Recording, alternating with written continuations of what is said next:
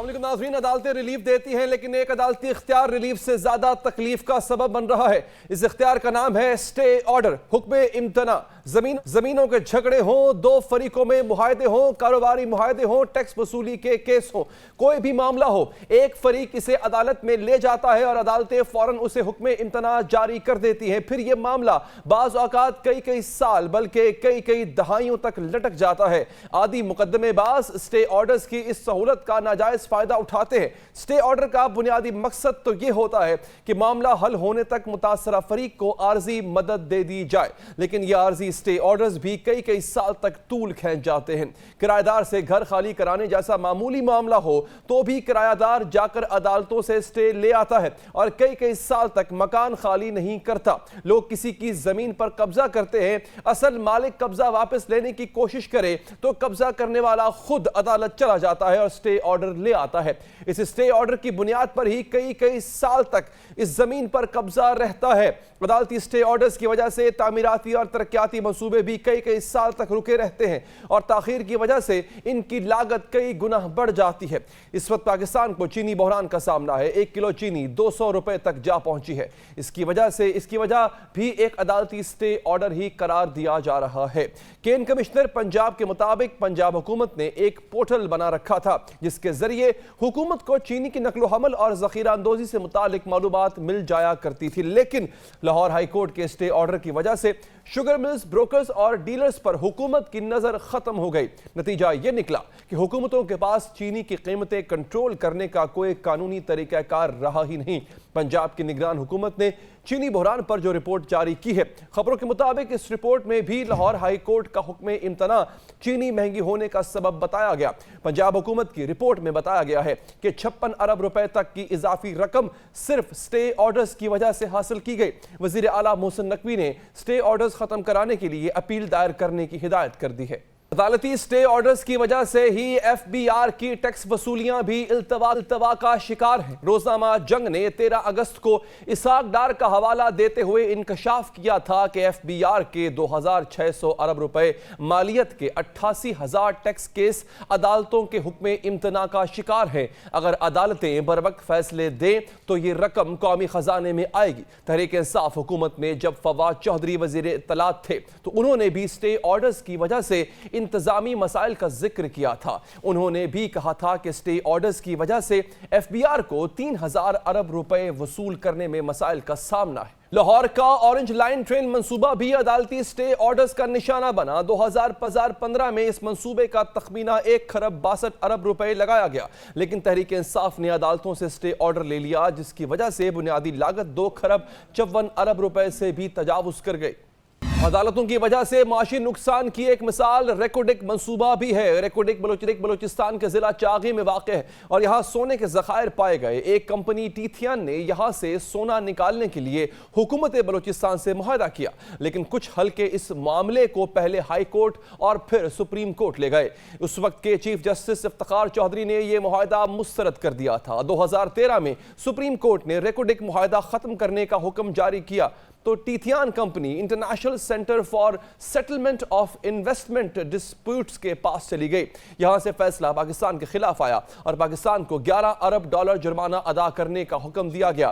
اسی طرح کا ایک معاملہ ترک بحری جہاز کارکے کے ساتھ بھی ہوا تھا۔ اپریل 2011 میں بجلی بنانے والا جہاز کارکے پاکستان لایا گیا۔ اس کو $90 لاکھ دیے گئے اور اس نے 231 میگا واٹ بجلی بنائی، لیکن یہ صرف 55 میگا واٹ تک بجلی بنا رہا تھا اور اس کی فی یونٹ بجلی 41 روپے میں پڑ رہی تھی۔ نیب نے ریفرنس فائل کیا تو کارکے کمپنی پلی بارگن کے لیے تیار ہو گئی، لیکن سپریم کورٹ نے کہا پلی بارگن نہیں ہوگی بلکہ جرمانہ وصول کیا جائے گا۔ اس پر ترک کمپنی بین الاقوامی عدالت چلی گئی۔ اس عدالت نے الٹا پاکستان کو $1 ارب جرمانہ ڈال دیا۔ پاکستان سٹیل ملز بھی ایک ایسا ادارہ ہے جس کی نجکاری کا فیصلہ کیا گیا تو 2006 میں سپریم کورٹ نے اس کی نجکاری روک دی۔ وائس آف امریکہ کے مطابق 2015 سے پاکستان سٹیل ملز میں پیداوار مکمل طور پر بند ہے، جبکہ 2013 سے لے کر 2020 تک صرف تنخواہوں کی مد میں 55 ارب روپے سے زیادہ کی رقم دی گئی۔ عدالتوں کو چاہیے کہ سٹے آرڈرز بے شک دیں لیکن فیصلہ جلد کریں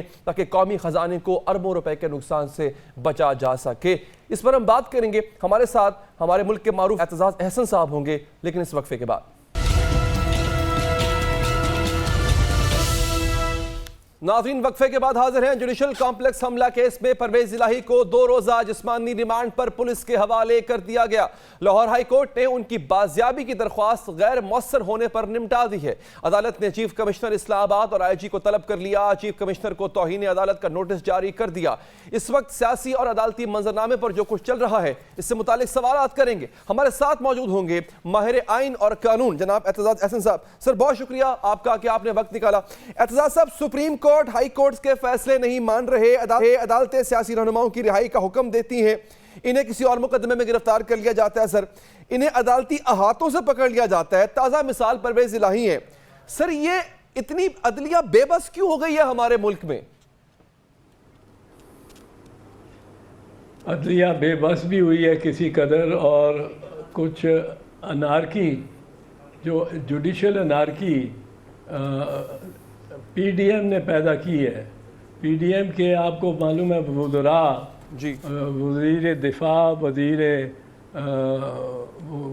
दाखिला और ख़ुद वज़ीर आज़म ये तो रक़्स कर रहे थे, पाए गए थे नीम बरैना के मुकुल बरैना सुप्रीम कोर्ट के सामने, और चीफ़ जस्टिस को जो नारे और गालियाँ इन्होंने दिलवाई हैं। और फिर ये इन्होंने साफ कहा कि जी ना हम इस अदालत को मानते हैं और ना इसके फ़ैसले को मानते हैं। 90 दिन में इलेक्शन वाला कोई सवाल ही पैदा नहीं होता। 14 मई का जो सुप्रीम कोर्ट ने फ़ैसला किया है और हिदायत जारी की हैं वो उसका कोई सवाल नहीं पैदा होता। हम तो ये एक दिन इलेक्शन कराएंगे। ख़ास पंजाब और खैबर पख्तूनख्वा के इलेक्शंस ना सिर्फ ज़ायदुल मियाद हो गए हों, बल्कि वो मुकम्मल तौर पे वो जो मियाद बढ़ाई हो 90 दिन से ज़्यादा, वो खिलाफ आइन और खिलाफ कानून कैसी ही हो, वो उस दिन हमें कोई परवाह नहीं आइन की।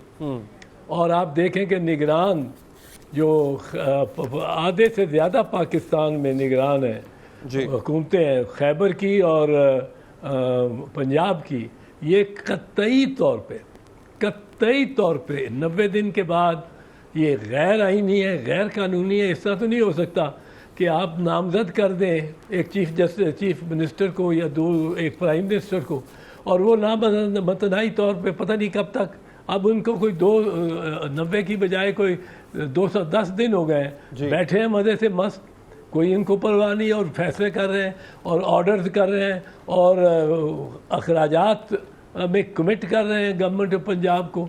मेरा तो नुमाइंदा नहीं है ये मोहसिन नकवी, मैं एक पंजाबी हूँ, ये मेरे पे हुकूमत किस तरह कर रहा है? कोई मार्शल लॉ भी नहीं लगा हुआ, तो ये किस तरह हुकूमत कर रहा है? ये तो इसके खर्चा इससे वसूल करना पड़ेगा सारा। जब ये मामला ख़त्म होगा तो ये तो फिर इनके उठाए गए इक़दामात भी गैर कानूनी होंगे आइन की रूह से, और मतलब फॉर एग्जाम्पल अगर किसी मुकदमे में ये मुद्दई बनते हैं बतौर पंजाब गवर्नमेंट, वो मुकदमा भी नल एंड वॉइड ठहरेगा सर? बिल्कुल इनका कोई इख्तियार ही नहीं है। इनका इख्तियार पहले भी कोई नहीं था। अच्छा, पर जब ख्वाजा आसिफ का केस का फैसला किया सुप्रीम कोर्ट ने 2013 में, ये खुद नून लीग ख्वाजा आसिफ के ज़रिए सुप्रीम कोर्ट में गई और कहा ये निगरान जो उस वक्त निगरान थे ये बड़े बड़े फैसले कर रहे हैं, इनको रोके। सुप्रीम कोर्ट ने कहा आइन के तहत इनके पास कोई इख्तियार नहीं है। ये जिस तरह ये दीवार है, दीवार पे वॉल पेपर जो है उसमें फूल है, एक फूल चीफ मिनिस्टर है, दूसरा फूल वज़ीर दाखिला है, फिर वज़ीर ख़ारजा है। ये फूल ही फूल है, इनमें कोई ताकत नहीं, इनका कोई इख्तियार नहीं।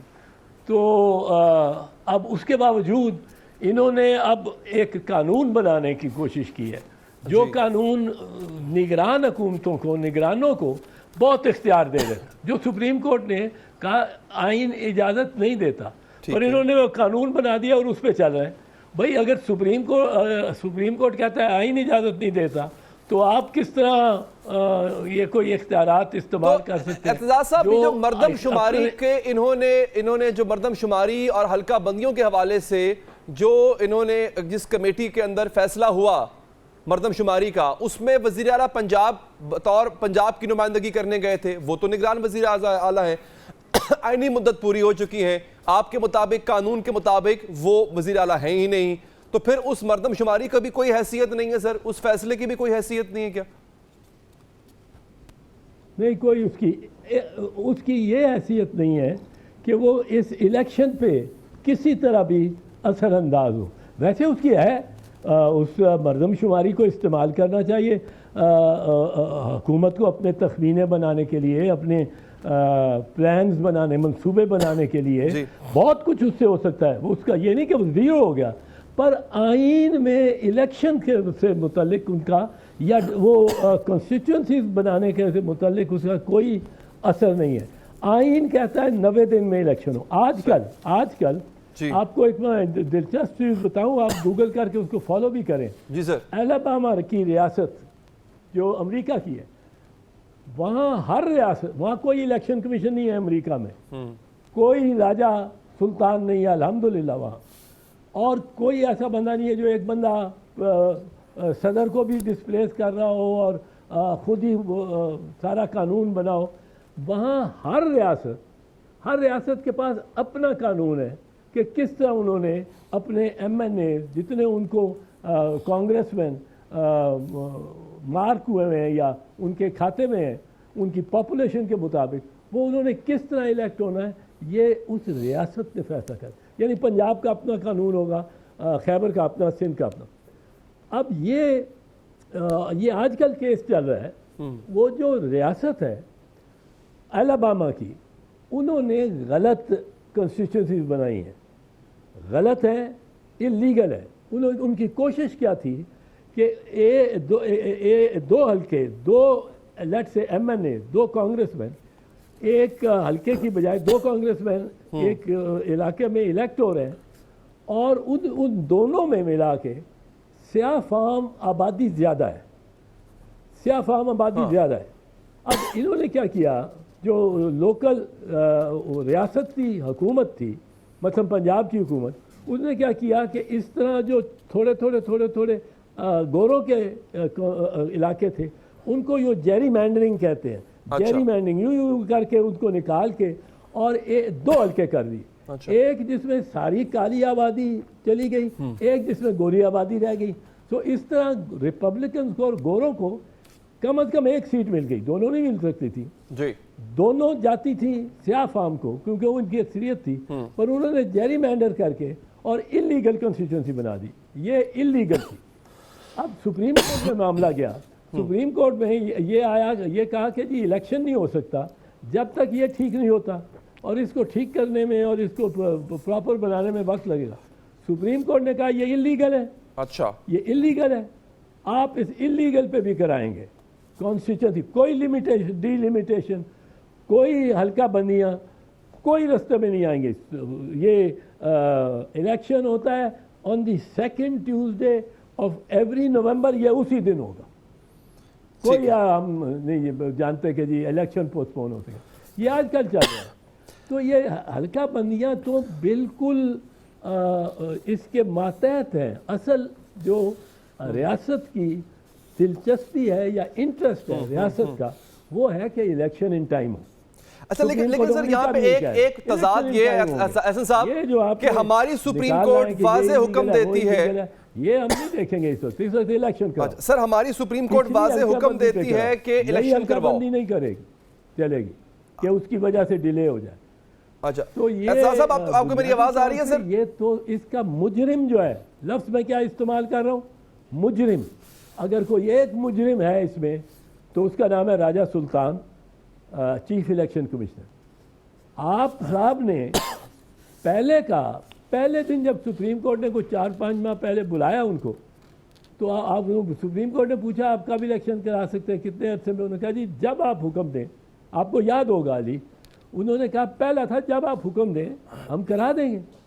جتنا جو انہوں نے کہا یہ جو ٹائم ہے کانسٹیٹیوشن کا 90 دن کا، اس میں انہوں نے کہا جی بالکل جب آپ حکم دیں گے، جتنا ٹائم آپ دیں گے، کم سے کم ٹائم آپ دیں گے، ہم الیکشن کرا دیں. اچھا، پھر وہ پھر گئے، پھر ابھی نہیں پھرے. پھر وہ صدر کے ساتھ مشاورت کر کے، کیونکہ یہ حق اصل میں صدر کا ہے، صحیح، یہ الیکشن کمشنر کا نہیں ہے. یہ بھی وہ غلط کہتا ہے الیکشن کمشنر، کیونکہ آئین کا آرٹیکل 48(2) کہتا ہے 48(2) when the president dissolves the assembly, he shall, یہ آئین کہہ رہا ہے, he shall appoint a date not later than 90 days. Not later than 90 days for the election.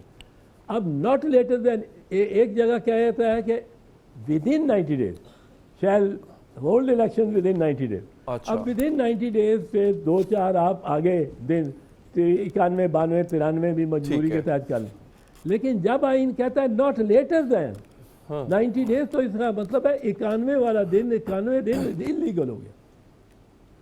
اب آئین کہتا ہے کہ president shall appoint a date not later than 90 days for the election. اب یہ کہاں آیا ہے یہ چیف الیکشن کمشنر, اتنی رعونت ہے اس میں, اس شخص میں, کہ یہ جا کے ادھر نہیں, پریزیڈنٹ صاحب بلاتے ہیں صدر پاکستان, یہ کہتا ہے میں نہیں جانا آ رہا ہوں آپ کے پاس, میں نہیں ملنے آ رہا ہوں. وہ صدر نے اتنا کہا ہے تجویز مشاورت یہ وہ کریں گے, کہتا جی آپ کا اختیار ہی کوئی نہیں. بھائی اگر نہیں بھی اختیار, صدر آپ سے مشاورت ہی کرنا چاہتا ہے, اس میں اگر آپ کے چلے جانے سے کون سی آپ کی انا کو کیا ہوتا ہے. یہ ہمارے بیوروکریٹس اور یہ افسر جو ہیں یہ قانون آئین سے ان کی انا زیادہ ہے. تو اگر کوئی ہے تو میں سمجھتا ہوں ایک بندہ جو یہ بیچ میں جی اچھا آئی کیس لائن کٹ گئی. سوال میرا یہ تھا, میں اپنا سوال جو آپ الیکشن کمیشنر کی بات کر رہے ہیں اعتزاز صاحب, سوال میرا یہ ہوگا کہ سر سپریم کورٹ نے یہاں بھی تو ڈیٹ دی نا سر, باقاعدہ پنجاب میں الیکشن کی تاریخ دی, 14 مئی کی تاریخ تھی, الیکشن نہیں ہوئے. میں سوال سر اپنا دہرا دیتا ہوں, غالباً لائن کٹ گئی تھی سر. سوال یہ ہے کہ سپریم کورٹ یہاں بھی تو الیکشن کمیشن کو ڈیٹ دے رہا ہے, حکومت کو ڈیٹ دے رہا ہے کہ جناب 14 مئی پہ الیکشن ہوں گے, لیکن کسی نے نہیں سنی. امریکہ میں جیسے آپ نے بات امریکہ کی مثال دی, یہاں پر بھی سپریم کورٹ نے اپنی اتھارٹی اسرٹ کروانے کی کوشش کی. ہائی کورٹ کہتا ہے کہ ایک بندے کو کسی اور مقدمے میں گرفتار نہیں کرنا, آپ نے 10 منٹ کے بعد گرفتاری ہوتی ہے. تو سر عدالتیں اپنے آپ کو اسرٹ کروا نہیں پا رہی ہیں, آئین کو کوئی مان نہیں رہا ہے, جس کا جو دل کر رہا ہے وہ آئین کی تشریح کر رہا ہے, تو پھر ایسے میں ہوگا کیا, کریں گے کیا؟ دیکھیں عدالتیں تو اگر یہ اس میں سمجھتا ہوں عدالتیں سب عدالتوں کو, سپریم کورٹ کو, سارے ہائی کورٹ کو جسٹس امجد رفیق کے فیصلے کو ریڈ لائن بنا لینا چاہیے تھا.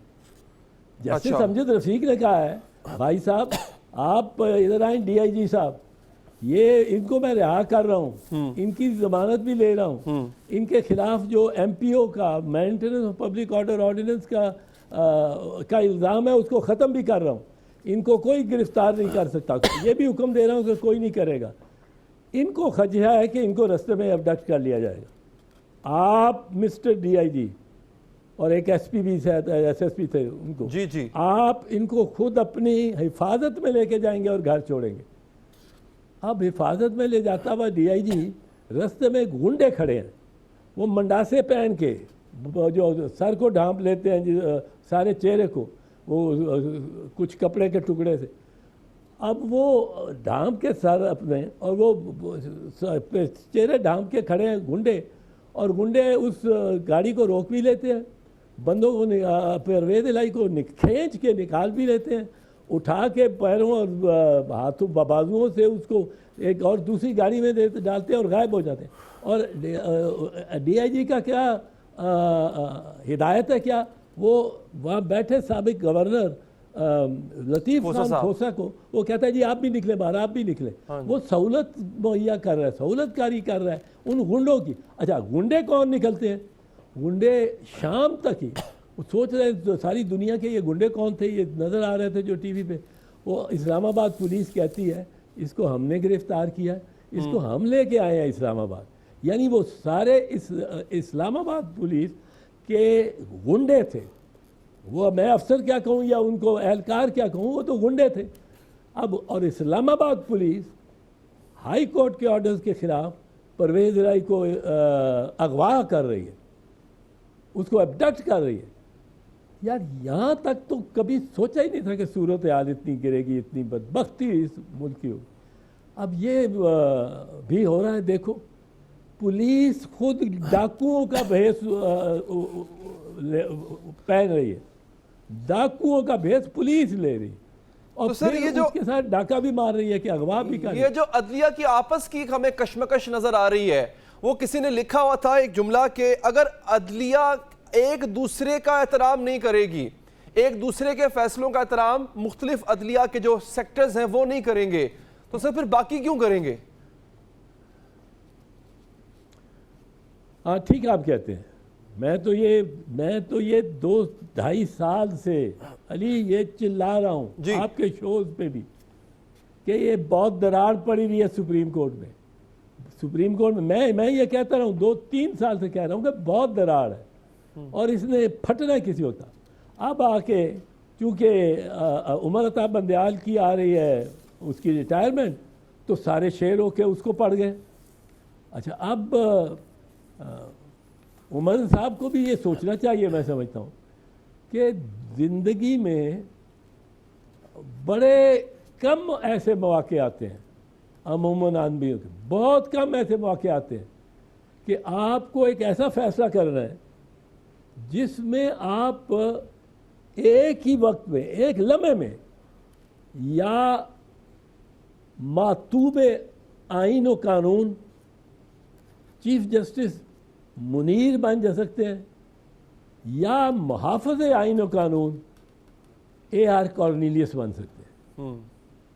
یہ عمر عطا بندیال کے آخری لمحوں میں، جو اس کے ٹینیور کے آخری لمحوں میں اس کے پاس یہ چوائس ہے. میں کہتا ہوں اس کے سامنے کیس ہے، فوجی عدالتوں کا کیس ہے مثال کے طور پر. اس پہ اب اگر میں کہتا ہوں وہ فیصلہ کرے، وہ ہمارے خلاف کر دے، مجھے اس کا کوئی نہیں اتنا ہوتا، لیکن اگر وہ فیصلہ ہی نہ کر کے گیا اور وہ چھوڑ گیا اس معاملے کو، تو بہت ساری قوم کو تو جو نقصان ہوگا، اور قوم کو جو ایک اندیشی ہوگی، بد اندیشی، وہ ایک طرف.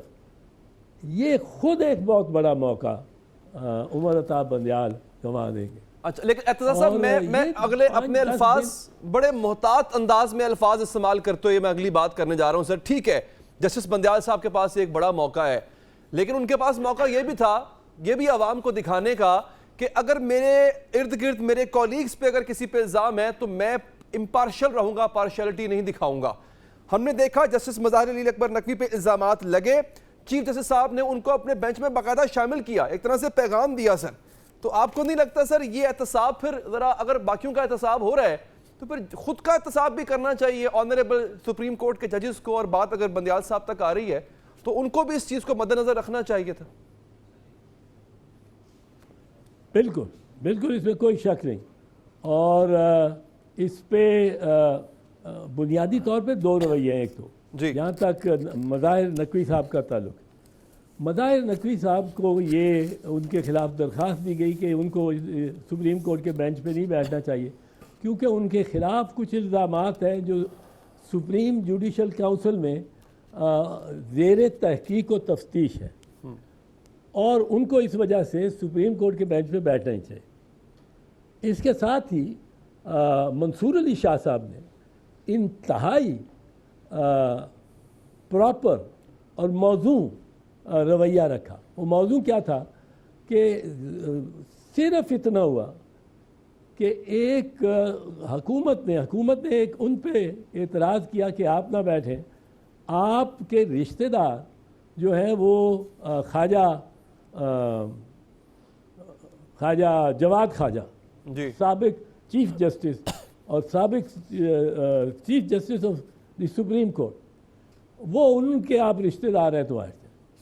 اب اس پہ منصور علی شاہ نے صرف کسی نے اشارہ کیا، انہوں نے کہا میں نہیں بیٹھ سکتا اس کیس میں، کیونکہ میری اس میں غیر جانبداری پہ کویسچن ہو گیا. اب جہاں بھی ایک جج کی غیر جانبداری پہ یہ کویسچن ہو جائے، وہاں وہ جج کو بیٹھنا مناسب نہیں ہے. لیکن نقوی صاحب کا دوسرا معاملہ ہے. نقوی صاحب کی اپنی غیر جانبداری پہ کسی نے کویسچن نہیں کیا. ان کو یہ کہا گیا ہے کہ آپ پہ الزامات ہیں جو تصفیہ طلب ہے. بھئی تصفیہ طلب ہے تو جب ان کا فیصلہ ہوگا اس کے بعد ہی آپ ان کو گلٹی قرار دے سکتے ہیں نا. You can't call a person guilty until it is proven so. So there is a presumption of innocence. बेगुनाही का एक ये मफरूदा है कानून के तहत. But Mansoor Ali Shah absolutely right and very बहुत ही उन्होंने ज्यादा एहतियात से काम लिया. हाँ, उन्होंने ज्यादा एहतियात से काम लिया. नहीं, वो नकवी साहब पे तो ये लगता ही नहीं ना. नकवी साहब को किसी ने ये नहीं कहा कि आप जानिबदार हैं. उनको कहा आप पे मुकदमे इल्ज़ामात हैं. उन्होंने कहा इल्ज़ामात हैं तो वो सुप्रीम जुडिशल काउंसिल में है. मैं अपने आप को बेगुनाह समझता हूँ. मैंने वहाँ भी कहा है बेगुनाह हूँ मैं. मेरे पे गलत झूठा इल्ज़ाम है और अगर ये इल्ज़ाम साबित हुआ तो मैं निकल जाऊँगा. लेकिन जब तक ये इल्ज़ाम है मैं इस केस में एम्बेरस भी नहीं होता, क्योंकि मेरे पे तो इल्ज़ाम कोई नहीं कि आप जानिबदार हैं. जानिबदारी के इल्ज़ाम पे जज को नहीं बैठना चाहिए. जिस तरह वो हुमायूं दिलावर जो था वो बैठ रहा है जानिबदारी के इल्ज़ाम पे. फारूक जो है आमिर फारूक साहब चीफ जस्टिस वो बैठते रहे. वो उस केस को छोड़ते ही नहीं. जिस केस में उन पे ख़ास इल्ज़ाम और बड़ी ठोस दिए हैं सबूत उसमें, उस पे जिसमें मंसूर अली शाह के खिलाफ कोई सबूत नहीं था, पर सिर्फ इल्ज़ाम था. हल्का सा उसने जो कहा अटॉर्नी जनरल ने, आप हट गए, चले गए. सही. आमिर फारूक और हुमायूं दिलावर को चीख के कह रहे हैं मुल्ज़िम के जी आप ना बैठे आपके ये दिलचस्पी है या तासुब है. वो बैठे हुए. ये भी एक बड़ा कानून के साथ खिलवाड़ ही हो रहा है. ठीक है एतजाज साहब, मैं इंतहाई मशकूर हूँ सर कि आपने प्रोग्राम के लिए वक्त निकाला. सर आपका बहुत बहुत. नाज़रीन, हमारी तालीमी दरसगाहों में एक अजीब घिनौना खेल खेला जा रहा है. इस अहम और दिल दहला देने वाली खबर से पर्दा उठाएंगे इंशाअल्लाह इस वक्फे के बाद.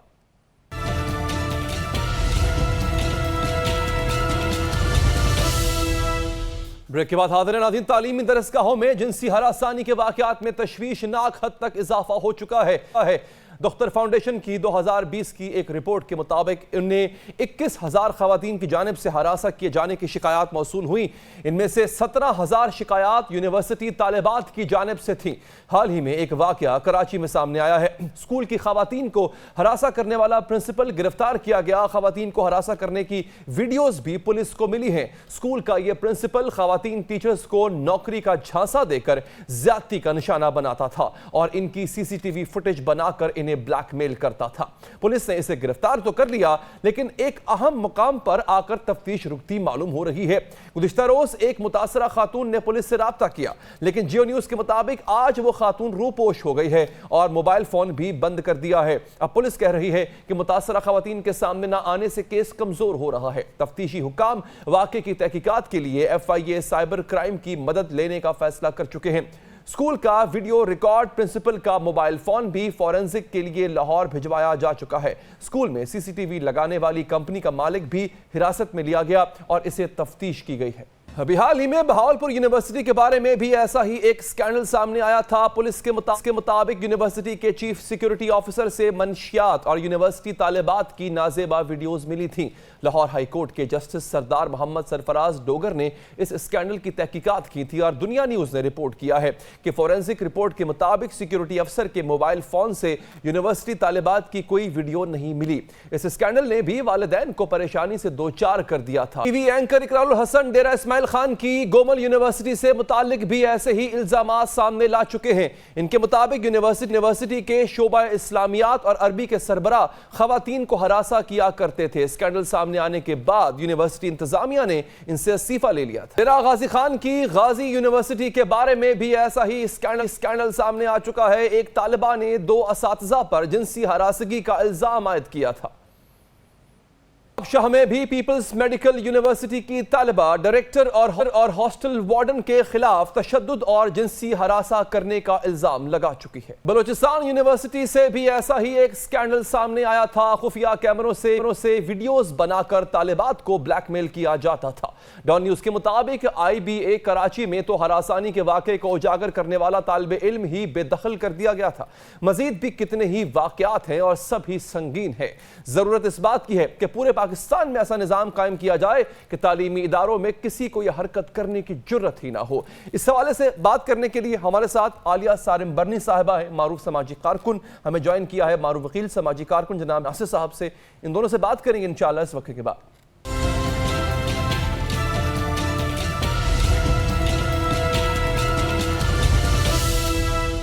وقفے کے بعد حاضر ہیں جبران ناصر صاحب اور عالیہ سارم برنی صاحبہ ہمارے ساتھ موجود ہیں. جبران صاحب, یہ وجہ کیا ہے, یہ جو رپورٹس جن کا میں نے پہلے حوالہ دیا, تعلیمی اداروں میں اس قدر زیادتی کیوں ہوتی جا رہی ہے جنسی ہراسگی کی؟ السلام علیکم جی, مدعو کرنے کے لیے بہت شکریہ. پہلے تو دیکھیں, بہتر ہے کہ اس میں کوئی سوشل اینتھروپولوجسٹ یا کوئی ایسا شخص تبصرہ کرے جس نے سروے ڈیٹیل سے دیکھا ہو. میں تو ان کچھ چیزوں کے بارے میں گمان کر سکتا ہوں کہ شاید اس لیے کہ آپ جس طبقے کی بات کر رہے ہیں وہ اسٹوڈنٹس ہوں یا وہ ٹیچرز ہوں, وہ گھر سے ہیں تو وہ معاشرے سے ایکسپوزڈ ہیں, اور شاید اس لیے کہ اگر وہ اسٹوڈنٹس ہیں تو وہ ایک ونریبل طبقہ سمجھا جاتا ہے, اور ٹیچرز یا سینئر سٹاف یا فیکلٹی ممبرز یا مینجمنٹ کے ممبرز جو ہیں ان کو لگتا ہے کہ وہ ایک انفلوئنشل پوزیشن کے اندر ہیں اور وہ اس طلبہ کا جو ہے طالب علم کا فائدہ اٹھا سکتے ہیں, اس کو ہراس کر سکتے ہیں, اس کو بلیک میل کر سکتے ہیں. اور تیسرا یہ کہ جی معاشرے کا رویہ اجتماعی طور پہ, اب میں کہیں کہنے کا یہ مطلب نہیں ہے کہ گھر سے باہر نکلنا جو ہے وہ جرم ہے, خاص طور پہ اگر آپ علم کے لیے نکل رہے ہیں تو اس سے تو کوئی نیک کام ہو ہی نہیں سکتا اگر آپ اسکول کالج جا رہے ہیں. بٹ شاید چونکہ اوور ویلمنگ سٹارٹس نکل رہے ہیں, آپ بقول آپ نے سروے کوٹ کیا یونیورسٹی اور اسکولوں کے, تو ڈیفینیٹلی یہ بہت الارمنگ سچویشن ہے, مگر یہ بھی شاید کہنا مناسب نہیں ہوگا کہ اسکولز یا یونیورسٹیز جو ہیں وہ فیکٹریز بن گئے ہیں ہراسمنٹ کی. کافی اسکولز اور یونیورسٹیز ایسی ہیں جہاں پہ اسٹرکٹ پالیسیز ہے اس حوالے سے, مگر انفارچونیٹلی ریسنٹ ٹرینڈ جو ہے جو یونیورسٹیز کے حوالے سے اسکینڈل آ رہے ہیں, اور کراچی کے اندر بھی آئی بی اے جو کہ ایک بہت نامور ادارہ ہے, اس کی بہت قدر ہے, اس کے المنائز بہت قابل پوزیشنز کے اوپر ہیں, اس کے حوالے سے اخبار میں رپورٹنگ ہوئی ہے کہ ایک فیکلٹی ممبر کے ساتھ ہراسمنٹ ہوئی اور ان کو بہت مشکلات پیش آئیں اپنی فیئر ہیئرنگ کرانے میں, اور جب فیئر ہیئرنگ کرانے کے بعد ان کے حق میں فیصلہ آیا تو اس فیصلے کی ڈیٹیلز جو ہیں وہ اسی سے شیئر نہیں کی گئیں جو مدعیاں ہیں کیس کی, اور جب انہوں نے اس فیصلے کی ڈیٹیلز کے لیے پروٹیسٹ کیا تو ان کو الٹا شو کاز کر دیا گیا. تو اگر آئی بی اے جیسے ادارے کے اندر بھی مینجمنٹ کا یہ رویہ, اور پچھلے سال ہمیں یاد ہے کہ ایک طالب علم نے آئی بی اے میں شور مچایا تھا ایک خاتون سٹاف ممبر سے ہراسمنٹ دیکھتے ہوئے, تو اس کو الٹا ایکسپیل کر دیا گیا تھا. یہ تمام رپورٹڈ باتیں ہیں جو میڈیا میں ہوئی اور جو کچھ فیکٹس کے اوپر ہیں ان کی بیس پہ میں بات کر رہا ہوں. تو ڈیفینیٹلی ہمارے رویے ہر جگہ امپروو ہونے کی ضرورت ہے, پبلک سیکٹر ہو پرائیویٹ سیکٹر ہو. بالکل صحیح. عالیہ صاحبہ, کیا وجہ کیا ہے کہ یہ جو اب دیکھیں مسئلہ یہ پیدا ہو رہا ہے کہ اب پہلے ہی مشکل تھا پاکستان میں بچیوں کا اسکول کالج جانا, بچیوں کا جاب کرنا, اور اگر وہاں پہ اس طرح کے واقعات ہوں تو پھر تو اور مشکل ہو جائے گا. ایک دوسرا یہ ابھی جو خاص اسکینڈل جو کراچی کے حوالے سے جہاں پہ ایک پرنسپل نے جو ہے وہ اسٹاف ممبرز کے ساتھ ٹیچرز کے ساتھ اس طرح کی کبھی حرکت کی ہے, اس میں نظر یہ آ رہا ہے کہ they were coerced into doing this. ایک تو ہوتا ہے کہ آپ کسی پہ جسمانی طور پہ حاوی ہو جائیں اور پھر اس کے ساتھ آپ ایسی زیادتی کریں, اور ایک ہوتا ہے کہ ڈرا دھمکا کے لالچ کے تحت مولیسٹ کر کے آپ اس طرح کریں. یہ مزاج کیوں ہو چکا ہے؟ اتنی ہماری بچیاں ونریبل ہو چکی ہوئی ہیں کہ اگر کوئی ان کو تھوڑا سا ڈرائے گا تو وہ جو ہے وہ گیو اپ کر دیں گی. میں وکٹم کو الزام نہیں ٹھہرا رہا, یہ بالکل غلط تاثر نہ جائے, لیکن یہ ہوا کیا ہے, ڈر کیوں گئے ہیں لوگ اتنا؟ کہیں پر بھی تربیت نہیں ہو رہی. تعلیم کی بات کر رہے ہیں تو وہاں بھی تربیت نہیں ہو رہی. اور آپ نے جہاں بات کی یہ تو چلے ایک ہیرسمنٹ کا کیس ہے, اگر ہیرسمنٹ کا کیس نہیں بھی ہے تو ہمارے اسکول کالجز میں جس طرح کا طریقہ کار اب ہم دیکھ رہے ہیں کہ جو وہاں پر فیئرویل پارٹیز کس وقت ہوتی ہیں, کہاں ہوتی ہیں, کالجز میں اب شام کو رہنا یا رات کی ایکٹیویٹیز یہ کتنی زیادہ بڑھ گئی ہیں, تو رجحان کس طرف جا رہا ہے. میں کسی بھی چیز کو برا نہیں سمجھتی جب تک اس میں سے کوئی برا اینگل نکل کر سامنے نہ آ جائے, لیکن بات یہ ہے کہ بہت ساری چیزوں میں احتیاط کرنے کی ضرورت ہوتی ہے. جب ہم احتیاط نہیں کریں گے, ہم بات نہیں کریں گے, تو اگر ایکشن کا ریئیکشن آ ہی جائے گا تو اس کے بعد رونے سے پھر فائدہ کیا ہوتا ہے. اور ہم اس طرح کے لوگ ہیں کہ ہم کسی کو بھی سزا دینے پہ مجھے تو نہیں لگتا کہ ہم یقین رکھتے ہیں. اگر ہم یقین رکھتے ہوں تو کیا ان لوگوں کو پکڑنا اتنا مشکل کام ہے, چاہے وہ بھاولپور یونیورسٹی ہو, چاہے وہ یہ والا واقعہ ہو, یہ اس کے علاوہ ہر طرح کے واقعات ہوں, یہاں تک کہ ہیرسمنٹ تو بہت چھوٹا سا لفظ رہ گیا ہے. جب میاں सोती हुई बीवी पर तेजाब फेंक सकता है,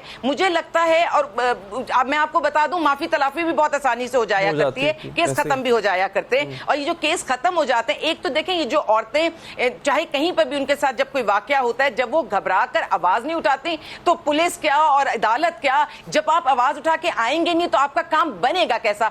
कई दफा मैं समझती हूं कि हमें सिर्फ इसलिए आगे आ जाना चाहिए कि हम तो नहीं बच सके लेकिन हमारे बाद आने वालों को बचाया जा सके, ये एक सोच हमारे पास। दूसरा कि जो उनकी जो शख्सी जो भी उनकी चीजें हैं जिनको तहफुजात हैं उनको हम साइड पर रखकर भी बहुत सारी कार्रवाई कर सकते हैं। लेकिन मुझे लगता है कि हमारी सोच का फुकदान है और तरबियत में औरत को सिर्फ एक जिस्म की मानिंद क्यों लिया जा रहा है। फिर उसमें जब आप सिर्फ ये समझेंगे कि उसके अंदर रूह ही नहीं है तो ये जिस्म थोड़ी खाली मजरू होता है। मैं तो कहती हूँ ये जब इस किस्म के वाकयात होते हैं तो जिस्म के साथ जो रूह मजरू हो रही है उस पर भी केस होना चाहिए, क्योंकि जब किसी एक औरत की रूह मजरू होती है जिस्म तो फिर वापस आ जाता है। अगर वो जिंदा बच जाता है, उसका इलाज करते हैं, कुछ भी करते हैं या नहीं करते, जिस्म तो फिर भी बच जाता है। जब जिस्म बच जाता है और उसकी रूह घायल हो जाती है, उस रूह का इलाज इतना मुश्किल हो जाता है। बातें हम बहुत सारी करते हैं लेकिन क्योंकि मेरे पास शेल्टर होम में ऐसी बच्चियां आती हैं, मुझे सालों लग जाते हैं उन्हें नॉर्मल की तरफ लाते और उसके बावजूद हमारे पास इस चीज को इतना आसान समझा गया। और वो बच्ची हो या लड़का हो या लड़की, दोनों में, क्योंकि पंजाब में जो केसेस रिपोर्ट हुए वो लड़कों के साथ भी सब वाकयात बहुत ज्यादा हो रहे हैं। तो जब आप उनसे बात करते हैं तो पता ये चलता है कि या तो वो अपने आप को खत्म करने की बात करते हैं या वो माशरे से बदला लेने की बात करते हैं। दोनों ही सूरतों में हम बहुत बड़ा नुकसान कर बैठते हैं। तो सबसे पहले तो ये बताने की जरूरत है कि हम सब इंसान हैं। मैं उसमें लड़का लड़की की भी तखसीस इसलिए नहीं कर रही कि मुझे ये बताना है, मुझे सुनने वालों को बताना है कि अपने लड़कों को भी महफूज कीजिए, उनके साथ भी हैरेसमेंट के केसेस ऐसे। एक चीज और भी आलिया साहब, एक चीज और, एक मैं ना बहुत एक ऐसा क्वेश्चन है जो है बड़ा रैंडम लेकिन अब तक उसका कोई सेटिस्फैक्टरी आंसर नहीं मिल पाया। मैं आपसे भी पूछूंगा। अब मैं जिब्रान भी आपके पास आता हूं। सर, इसको जिन ममालिक में ये नहीं होता है, ऐसे ममालिक हैं जहां पे बिल्कुल जीरो टॉलरेंस है इसकी, वहां पे क्या वजह समझते हैं आप? वहां पे शख्सी आज़ादी है वजह, या सख्ती है, या सज़ा है?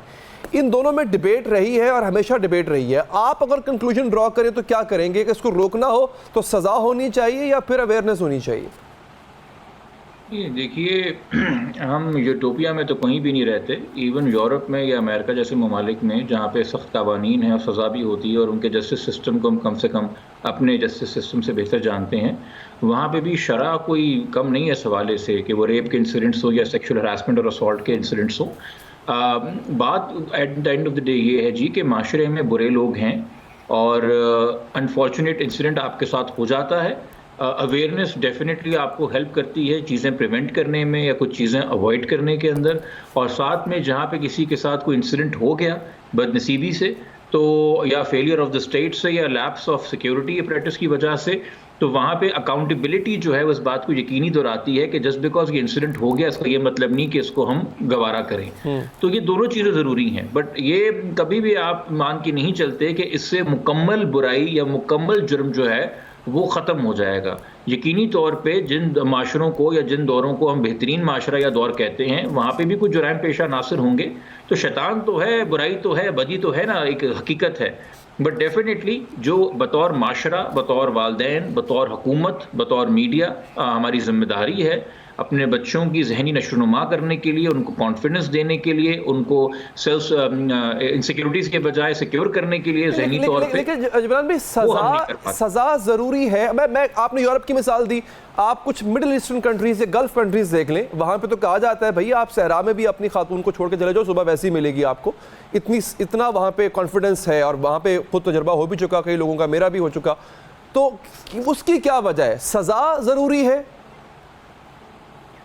देखिए, मैं अगेन, आप किसी एक का तजुर्बा हो तो एक और बात है, किसी ने कहा वो तो दूसरी बात है। बेहतर है हम इसमें स्टार्ट्स पे बात करें और यकीनी तौर पे इस चीज़ को भी जहन में लेके आइएगा कि हमारे यहाँ कुछ ऐसे भी कवानीन पहले आए हैं जहाँ पे बहुत सारी ख़वातीन जो अक्यूज़ करती थी उन लोगों को जो रेप करते हैं, वो खुद जेल चली जाती थी और डू ऑर्डिनेंस इस नीयत के थे, तो इस नौयत के थे।